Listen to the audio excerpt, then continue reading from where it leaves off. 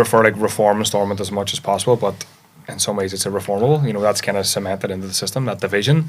What you have to do is to try and build sort of organisation and organisations outside of Stormont, you know, in terms of like trade unions, community groups, you know, and mass sort of political protests and campaigns, whilst I have a position and a mandate in Stormont, using that to kind of say, look at these parties are failing to do. Got a message this morning. There's a constituent of mine who's being evicted from her home. Basically, it's a housing executive property, and the succession policy changed 3 years ago, I think.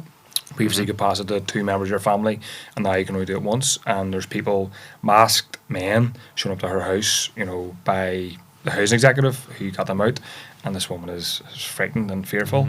And to me, that's kind of one small example of how like the housing crisis is not being addressed by Stormont politicians, parties, in part because at least 1 of 5 of them are landlords.